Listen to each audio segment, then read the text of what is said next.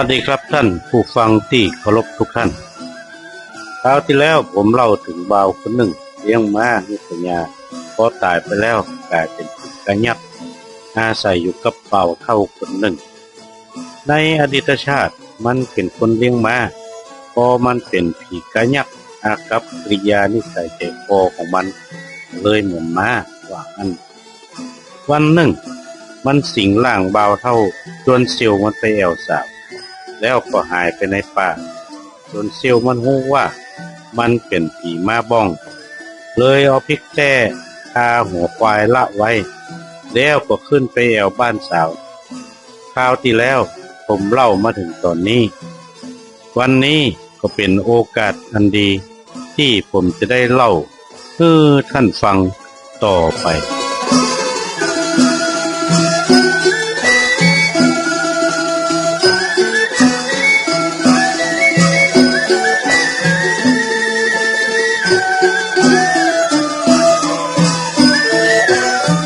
ฝ่ายคนเฒ่าพ่อของสาวได้รู้เรื่องราว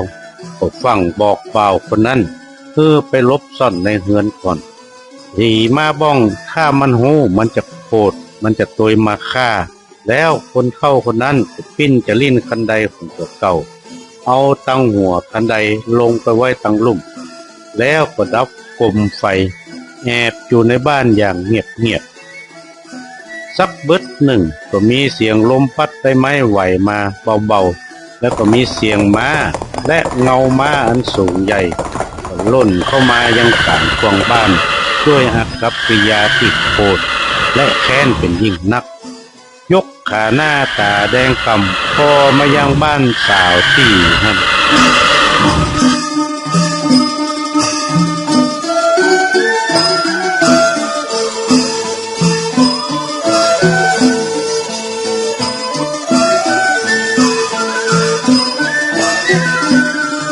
ผีมาบ้องพอมายังบ้านสาวหลังนั้นมันก็คิดว่าบ้านก็เป็นบ้านหลังนี้ที่เจียวมันเข้าไปแอวแต่คันใดบัดใจถ้าจะผิดบ้านมันหยุดกึดสักบึดหนึ่งมันก็เล่นไปตามกองมุ่งไปยังบ้านหลังอื่นต่อไปฝ่ายคนเฒ่าพ่อสาวก็สั่งลูกสาวว่า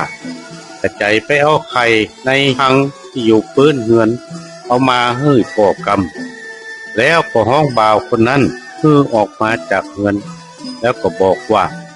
สักกำที่มาบ้องมันจะพลิกมาคราวนี้ถ้าจะจำบ้านได้มันจะเข้ามาถึงในบ้านแน่นอนว่าอัน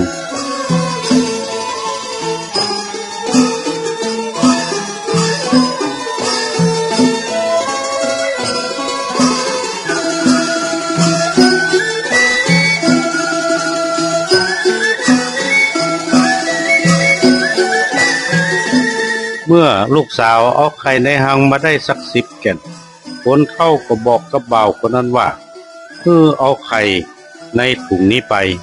แล้วกระจายล่นพริกบ้านถ้ามันไล่จะตันฝังไข่ลงดินมันก็จะยุดเลียกินไข่แล้วกระจายฝังพริกบ้านไว้ถ้าไปถึงบ้านก็ปิ้นคันใดเอาตั้งตีนขึ้นเป็นตั้งหัวแล้วก็เอามีดหมอเล่มนี้ซับหัวคันใดค้างไว้ที่หั่นแล้วคนเฒ่าก็เอามีดหมอมันไปพอมันได้ไข่กับมีดแล้วมันกระโดดลงเฮือนสาวล่นพลิกบ้านไป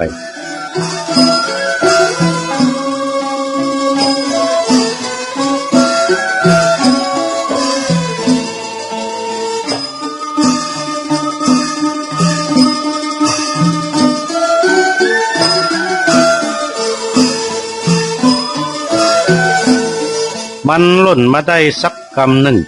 เสียงม้าก็อื่นตะลึกไล่ตัวมาตั้งหลังมันก็คว้างไข่ลงไปแก่นหนึ่งแล้วก็ล่นต่อไปตีม้าบ้องหันไข่แตกมันก็ยุดเลียกินไข่พอกินเสร็จแล้วมันก็โกรธขึ้นมาแห่ใหม่ล่นไล่ต่อไปบ่าวคนนั้นล่นไปหันพอตั้งหลังไปก็หันเงาดำๆเสียงม้าใกล้เข้ามาจะถึงจนคนกิ้งคนลุกยิ่งนัก มันก็ขว้างไข่ไปแหมแกนหนึ่งแล้วก็ล่นตัวกองเพื่อปิกไปฮืดถึงบ้าน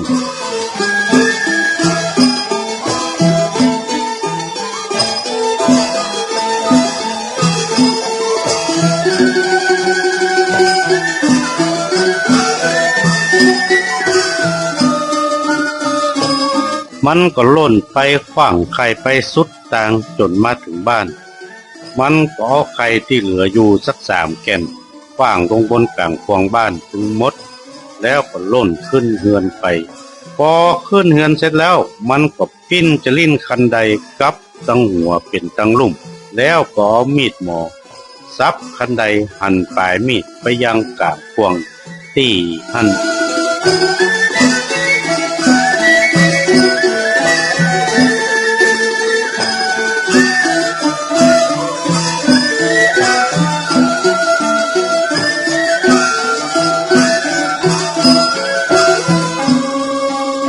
ฝ่ายผีมาบ้องล่นมาถึงกลางควงบ้านหลังนั้นมันก็หั่นไข่เลี้ยกินไข่จนหมดแล้วก็พอไปยังบ้านบ่าวคนนั้นบ้านใจแต่คันใดบ่ใจแถมยังมีมีดอาคมปลายแหลมหน้าหัวยิ่งนักมันก็ล่นไปกลางคลองเพื่อเสาะหาบ่าวคนนั้นจนเจ้าบ้านแตกตื่นหวาดกลัวกันยิ่งนักนอนขาบอยู่ในบ้านไผ่เงินมันอย่างเงียบๆจนเต้าแจ้ง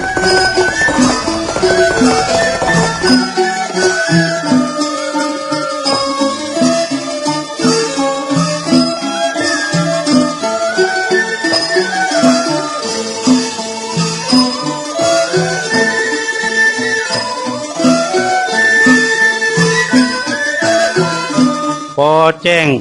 เขาก็ออกมาสิงกันบ่าวคนนั้นก็เล่าให้ฟังเจียวของมันเป็นผีมาบ้องตามที่มันเจอเหตุการณ์เมื่อคืนที่ผ่านมาชาวบ้านถึงหมดชวนกันไปพอบ้านเสี่ยวของมันคนนั้นพระมันนอนอยู่บนสลีในสภาพหนังหุ้มกระดูกผอมยิ่งนักคิดกับตอนที่มันชวนไปแอวสาวซึ่งตุ้ยปีดีงามหมู่เขาก็ป้ากันเขย่าตัวมันดูปรากฏว่ามันตายไปแล้วเพราะถูกผีมาบ้องเข้าสิงมาเมินล้ำไปว่าอันท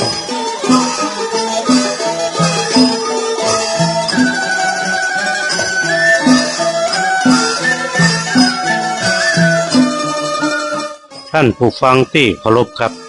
นี่คือเรื่องผีมาบ้องที่คนเฒ่าบอกเก่าเล่าให้ลูกหลานสืบต่อกันมาผมก็นำมาเล่าจนจบแล้วครับก่อนจากกันในวันนี้ผมขอฝากคำบอกเก่าเอาไว้ว่าไปบ้านเปิ้นเป็นปากเก่าๆเปิ้นมาบ้านตัวเก่าสั่นหนาวภาพวันนี้ผมนานวาดขอวาดวางลงเต้าอี้เต้านี้แลสวัสดีครับ